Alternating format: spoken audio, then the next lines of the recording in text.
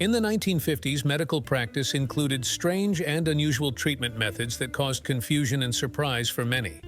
Many of these methods seem unimaginable and even dangerous today. The 1950s were a period of experimentation and attempts to find new ways to combat various diseases. At that time, some of these methods, which would now be viewed with skepticism, were considered standard treatment methods. Researchers and doctors tried various approaches, some of which were extreme and ineffective. During this period, X-ray therapy was utilized for treating various illnesses, including cancer. However, it was later discovered that high doses of radiation could lead to severe side effects, including cancer. Initially, X-ray therapy was seen as a revolutionary treatment option due to its ability to target and destroy cancer cells. It was used extensively for treating different types of tumors and other medical conditions. However, as medical knowledge advanced, researchers realized the potential risks associated with prolonged exposure to radiation. High doses of X-rays not only killed cancer cells, but also damaged healthy tissues, leading to adverse health effects. Over time, it became evident that the benefits of X-ray therapy needed to be weighed against its risks. As a result, modern radiation therapy techniques have evolved to deliver precise doses of radiation to specific areas while minimizing damage to surrounding healthy tissues. This illustrates the importance of continually evaluating medical treatments to ensure their safety and effectiveness.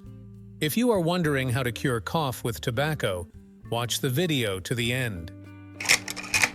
In the early 20th century, electroconvulsive therapy, ECT, was used without adequate anesthesia, often causing severe pain and panic among patients.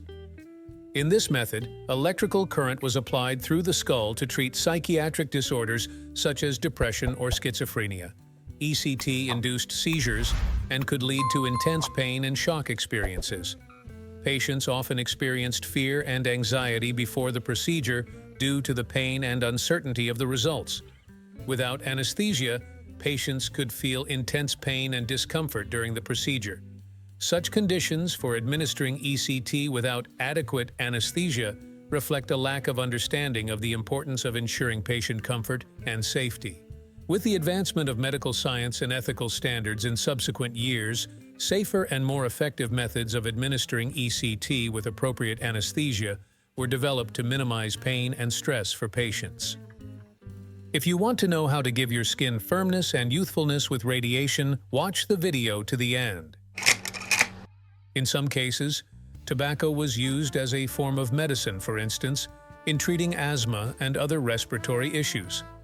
This approach was based on the belief that nicotine, present in tobacco, could widen the airways, thereby easing breathing. However, this treatment proved to be both dangerous and ineffective. Using tobacco for medicinal purposes came with serious health risks, including the potential development of lung cancer and other respiratory illnesses, as well as cardiovascular complications. Moreover, while nicotine might temporarily alleviate asthma symptoms, it actually worsens lung conditions in the long run. As a result, this treatment method was deemed ineffective and hazardous, and it is no longer utilized in medical practice. In some cases, radioactive substances were used in cosmetics, for example, to treat acne or to give the skin a youthful appearance. This was highly dangerous because radiation exposure can lead to serious health conditions, including skin cancer.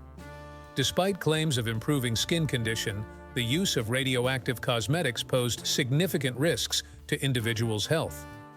Radiation exposure can damage skin cells and increase the risk of developing various forms of skin cancer over time. Moreover, the long-term effects of radiation exposure on overall health are concerning, as it can affect not only the skin but also internal organs and tissues. As a result, the use of radioactive substances in cosmetics has been widely condemned and is no longer practiced due to the recognized health hazards associated with radiation exposure. If you want to know how to get rid of all diseases with the help of fasting, be sure to watch the video to the end. In the past, some medications were introduced into clinical practice without undergoing proper clinical trials to assess their effectiveness and safety. This practice was concerning because it meant that the drugs were being used on patients without adequate evidence of their benefits and potential risks. Without rigorous clinical testing, there was a higher likelihood of adverse effects and unexpected outcomes, putting patients at risk. Additionally, the effectiveness of these medications may not have been properly evaluated, leading to uncertainties about their true therapeutic value.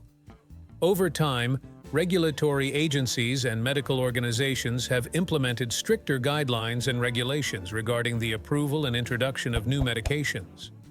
Clinical trials are now a standard requirement to ensure that drugs undergo thorough evaluation before being prescribed to patients. This helps to safeguard patient health by providing reliable evidence of a medication's benefits and risks before it is widely used in clinical practice. Lobotomy was a treatment method used in the 1940s and 1950s for people with mental health problems. Similar to surgery, lobotomy involved removing or damaging a part of the brain, typically the frontal lobes. However, this approach often led to serious side effects, including changes in thinking and emotions. People could lose the ability to make decisions or control their feelings. Some became less active or lost the ability to communicate. Due to these serious risks, as well as the development of more effective and safer treatment methods, lobotomy is not used today. Instead, other methods such as medication and therapy help people with mental health problems without such serious side effects. Find out how a surgeon can heal you from stress, anxiety, and psychosis. Be sure to watch it all the way to the end. In the 1950s, in some cases, patients were advised to undergo therapeutic fasting as a method of detoxifying the body and treating various illnesses. This method involved complete or partial abstinence from food for a certain period of time. It was believed to help the body rid itself of toxins and stimulate its natural healing processes. However, therapeutic fasting was an extremely risky and unsafe method of treatment.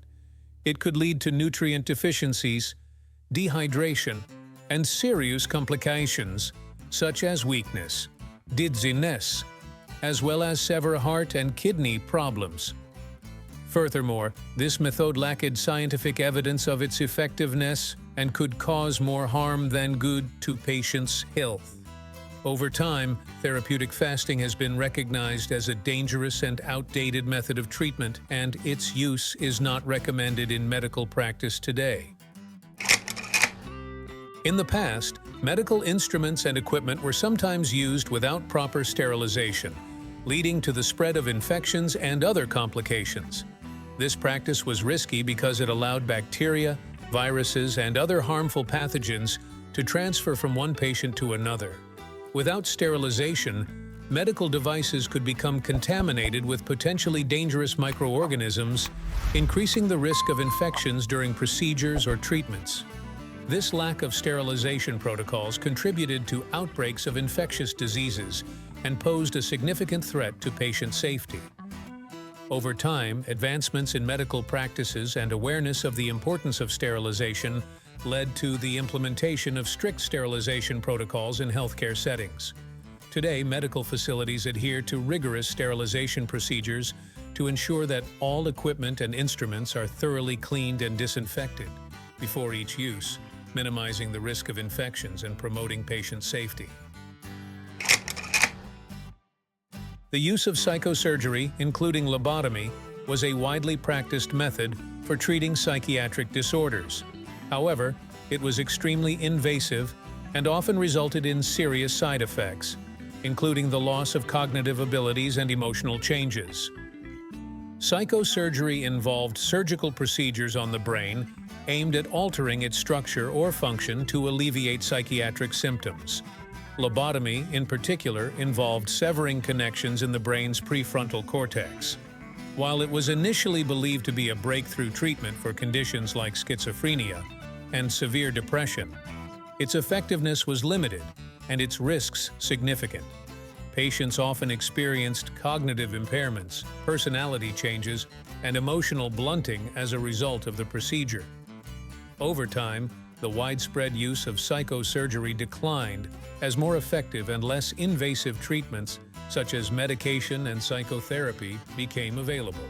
Today, psychosurgery is rarely performed and only considered in extreme cases where other treatments have failed, due to its potential for causing irreversible harm to patients' mental and emotional well-being.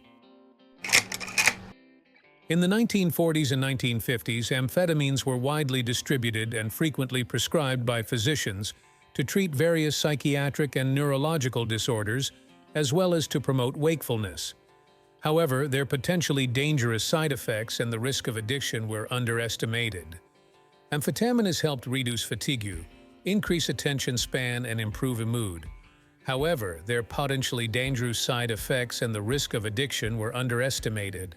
Common side effects included elevated blood pressure, heart problems, anxiety, insomnia, and loss of appetite. Prolonged use of amphetamines could lead to dependence and serious mental and physical health issues. As a result, their medical use declined, and today, amphetamines are used cautiously and only in certain cases, where other treatment methods are ineffective, to minimize risks to patients.